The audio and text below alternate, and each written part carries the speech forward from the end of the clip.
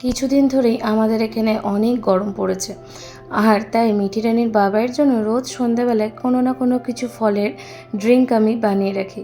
তার জন্য আজকে ভাবলাম এই শশাগুলো দিয়ে একদম রিফ্রেশিং ড্রিঙ্ক কিছু বানাই, যেটা খেলে ভেতর থেকে একদম ঠান্ডা হয়ে যাবে। তো এখানে দেখো আমি বানিয়ে রাখছি শশার ড্রিঙ্ক।